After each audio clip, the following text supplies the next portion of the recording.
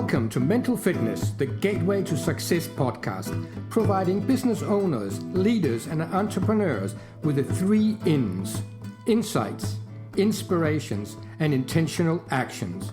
Delivered through monologues and dialogues, we address topics like leadership, productivity, time management, work-life balance, and challenges like stress, conflict, mental health, and much more.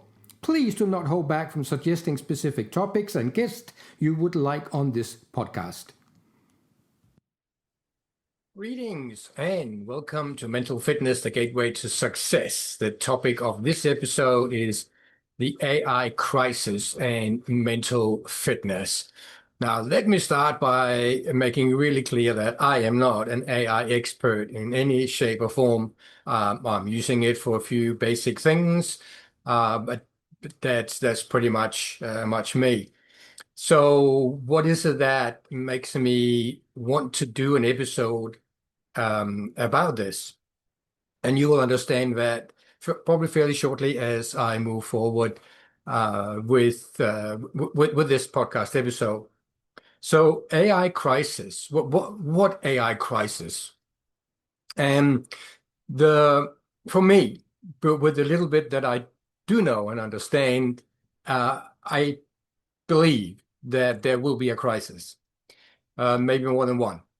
The question is which one, and I don't really know, although I'm very clear that there will be one crisis, the one that is not talked about much yet, and that's the one I want to talk about. So what crisis is there potentially coming with AI? And of course, there's the one that is talked about, which is by the AI people, is not talked about necessarily as a crisis, but it's like, oh, AI is so good, it's going to take over 80% of all our jobs by 2030. In the next couple of years, it's like 50% or whatever percentages they come up with, however they come up with that.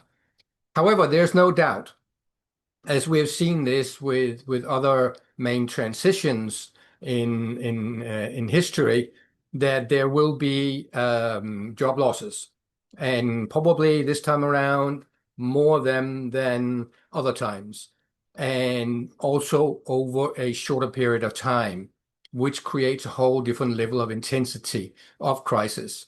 So I'll come to that in a moment. What other crises? Well, one of them that you may know about, I think many people don't know about, is that the race at the moment with AI is driven in maybe not so healthy ways.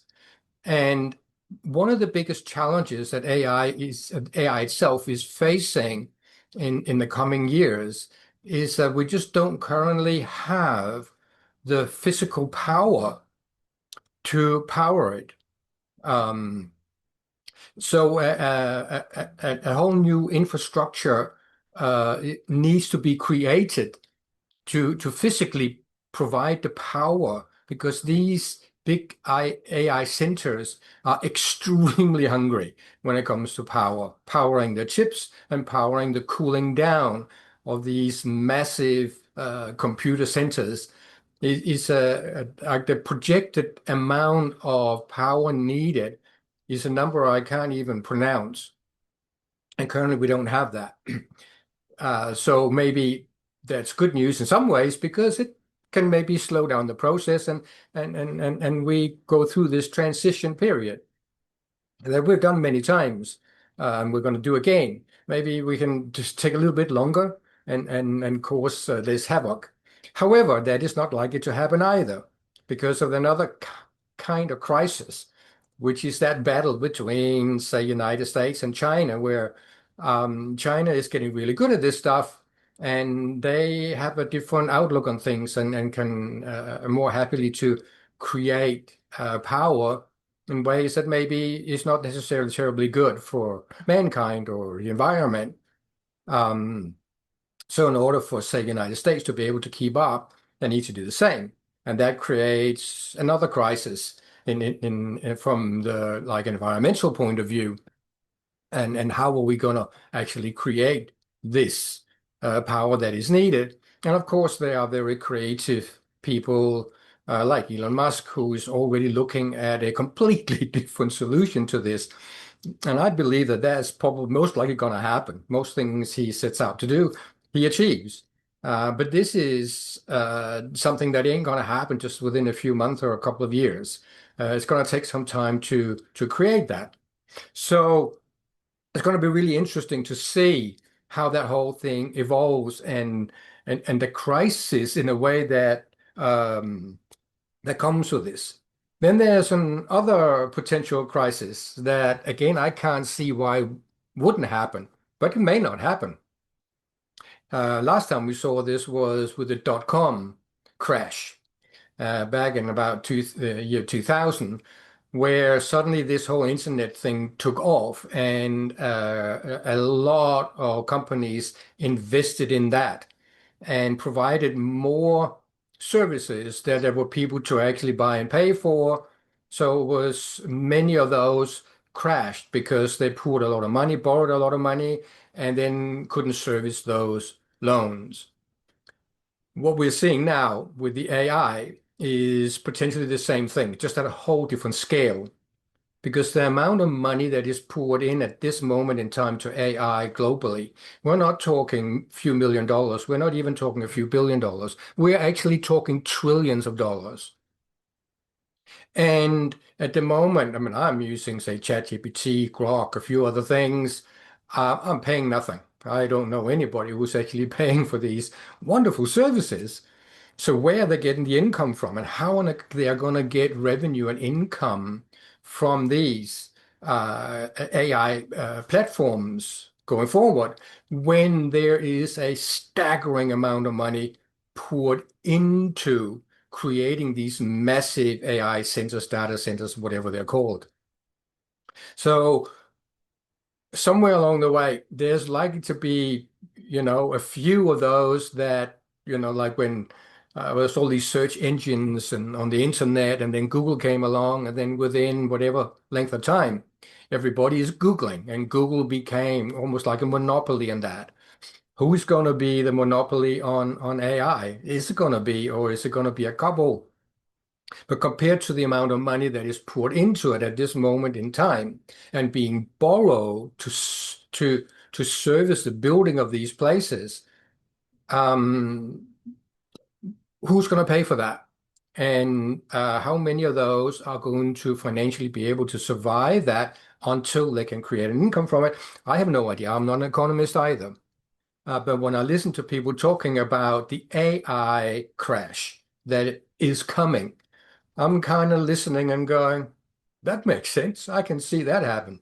And then that creates its own crisis. However, as with the dot-com boom and bust, eventually it came around, and then suddenly now we're all using the internet, and there's a lot of money that is being made and still to be made on the internet using the internet. It just had to go through that way up and then crash and then it built up. And who knows? But that's quite possible that that's going to happen with the AI as well, given again the way it is unfolding and the amount of money that is being borrowed and invested. And those people who are lending those money, investing those money, they want their money back.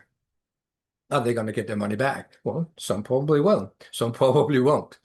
And again, this is much bigger sums. And the other reason why this crisis we're heading in, whatever the name of the crisis is, it is the speed at which things are happening. So when industry went into the industrial age, there was complete transformation on how we're doing things, and jobs shifted.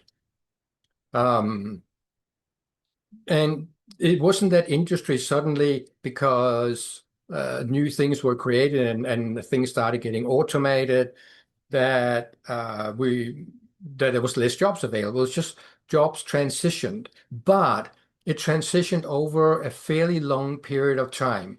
So humanity had a chance to adapt slowly as things moved on. Then we came to the technological age, And the same thing happened again. I remember back in Denmark, where I grew up, the government created a committee to discuss how are we going to deal with all the free time people are now going to have going forward. That could potentially be a crisis, and we want to be prepared for that. So they invested time and money to investigate that. The opposite happened. Um, this just trans and more jobs, different jobs got created, and people then had to sort of shift into different jobs, and younger people got educated into the newer jobs. And again, it was a reasonably long period, much shorter than the industrial age revolution thingy, um, but still long enough to give us as humanity a decent chance to adjust. And now we are coming into the age of we could also say we have the information age, the internet age, and those transition happens again faster. But again, it seemed to sort of drag out long enough that it wasn't too hard to adjust. And we have more and more people. When I grew up, there was typically only dad working, and that was enough to feed a family and own your own home. Now, many families with two people working full time is not even enough to have their own home. So that means that we have vastly more people in available for work because again, in the Western world, many or if not most families, it's now two people working. So the idea there was going to be less job and automation and the factory robots and all that is going to take over, and we're going to have all these people out of work. Didn't happen either at all. Actually, the opposite happened. And I'm not suggesting that the opposite is going to happen here with AI, because everybody is saying that there's like AI is going to take over 80% or 60% or however many, but it's a fairly large percentage. But the difference here is the time frame, that this is quite likely going to happen just within a decade. And a lot of those jobs are even going to get lost long before the decade is up, which means that we have less time to adjust. Which means that a lot of people are doing trainings and degrees and all kinds of things, studying at the moment, who are not going to be needed in the workforce using that specific training, that specific study. Um, so the difference in this crisis, as I see it, is it's going to happen faster, and we need to adjust faster. And in general, we human beings, we are not that good at change, and particularly not if we have to change fast. So I do not know what this is going to look like, and whether the speed they're saying is accurate, or whether we are going to have a crash, an AI bubble that's going to burst. But one thing that seems for sure, it's going to happen. It's just a matter of the time frame. So with that, that then brings me into um, what is my role in this? Why am I even talking about this when I'm not an AI expert at any level? I'm an expert in mental fitness. I'm an expert in the human mind. I'm an expert in understanding what causes anxiety, frustration, stress, and how we can use our minds to shift that into experiencing more joy, more fulfillment, more happiness, more ease, more flow. So when it comes to the AI discussion, I'm not following it a little bit from different people, both the AI people and other people. And mostly it's about this transformation and about how awesome AI is and all these amazing things it can do. And then we're going to lose a lot of jobs. A lot of people have to be out of work. And what are they going to do? And I don't know what they're going to do. But other jobs will be created. Maybe not as many as is lost. I don't know. But it looks like at this moment in time that there is going to be at least a period where there are going to be a lot of people who are going to lose their jobs and do not necessarily have somewhere else to go to find a job. That is quite likely going to happen.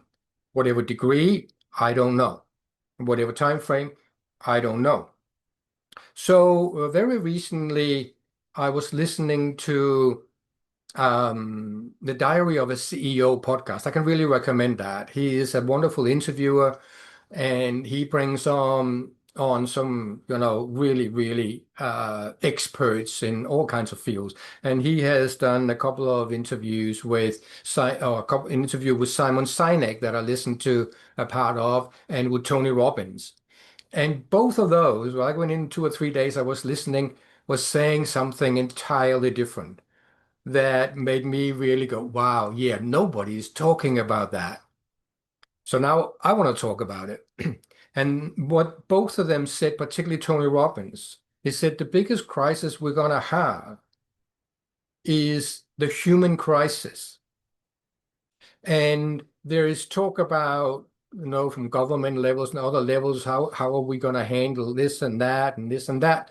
But there's no talk about how are we going to deal with the anger, the frustration, the sadness, the grief that comes with people losing not necessarily or only their livelihood, that is bad enough, but losing purpose. One of the most important things to human beings is to feel useful, is to be on purpose, is to have a purpose. For a lot of people, in particularly males, but definitely also females, we are getting a tremendous amount of fulfillment from the work we are doing because it fulfills a purpose, not just creating income, but a lot of people are doing things that is valuable to do, either valuable for the planet, valuable for humanity, or valuable for themselves because they're doing something that is fulfilling. It gives a purpose to go to work and earn a living, feeding the family, and doing something that is useful, producing products that are useful for humanity, providing services that are useful for humanity. I personally get a tremendous amount of fulfillment from being a coach. People say, "Oh, you're going to retire." I said, "No, why the hell would I retire? I love doing what I'm doing. It is feeding me. It is fulfilling me." And if that suddenly is lost because people can just use AI instead of using me, then where does that leave me? And where is that purpose? So what I think is going to happen is that we're going to see a tremendous amount of mental health problems show up in this transition. We have seen that in other transitions in the past, but I don't think it's going to be anywhere near as it's been in the past. Again, because of the speed of which things are going to happen, the shorter time frame in which we have to transition to something else. And if we do not address this now, and I doubt our governments, and I doubt that the corporate world is going to address that whatsoever. So who's going to address that? I mean, Tony Robbins brought it up in this podcast. I'm bringing it up here, and I will do whatever I can to bring that awareness to people who potentially are going to have to transition either part-time or full-time to something else, and losing that drive, that purpose that they got from what they might have been doing for a very long time and might be exceptionally good at. How are we going to deal with that? How are you going to deal with that if you're one of those people? Um, this is then for me where the mental fitness really comes in. Because if we are not mentally fit and we end up in that situation, we are far more likely to end up in some really dark places that is not going to be of any good to ourselves, to for those people in the families. Um, we need, from my viewpoint, we need to really work more now than ever on growing mental fitness so that when we end up, or should we end up in those challenging places, that we have the confidence, the courage, the resilience to be able to move through that while there might be a family behind us that needs feeding, rent that needs paying, mortgage that needs paying.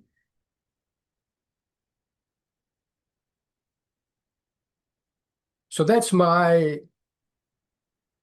predict. I try not to try and predict the future because I know I really can't. But I see that it's quite likely that we're going to hit into a time of mental challenge with more mental health problems. And why not use this opportunity to really double down and do what we can to grow our own mental fitness? I've shared many practices here. I bring guests on who are sharing their journeys and their learning on mental fitness and giving ideas. There are books, there's meditation. There's so many different ways of growing that, looking after our physical health as well, so that when or if we end up in crisis situations over the next number of years, that we are in a better place to deal with that.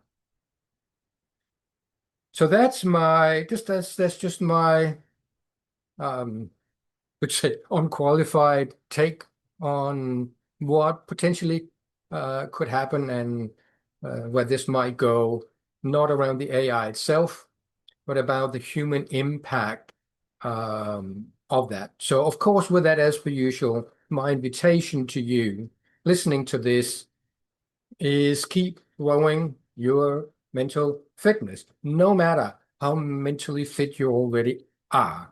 Because I'm reasonably mental fit, but I still end up in places where I wish I was fitter. So I just keep working on growing my mental fitness. And I really wish for you to do the same.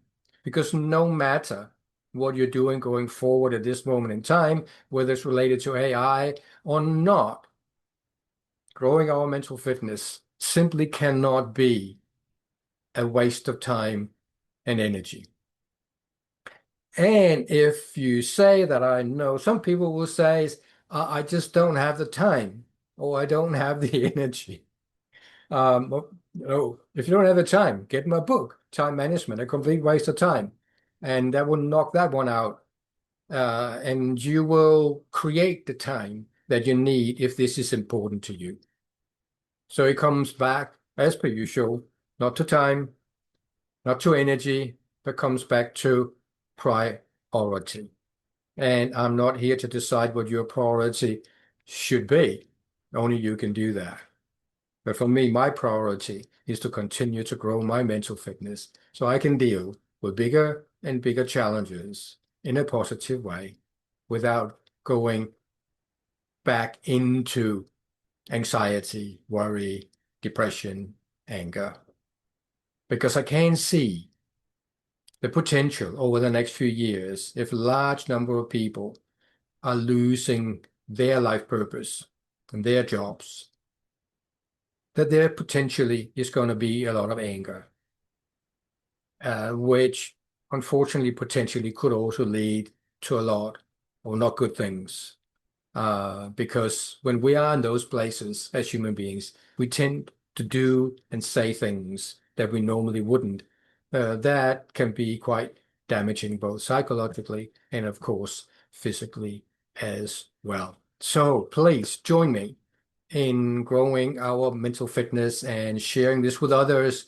Encourage the people around you who might end up in those places over the next few years, to really make an effort to get mentally stronger so that we can all move into this potential crisis far better equipped to come out the other end with maybe even a smile on our face and seeing new opportunities, being in our creative selves where we can create our way through the challenges rather than get frustrated and moan and groan and complain about it.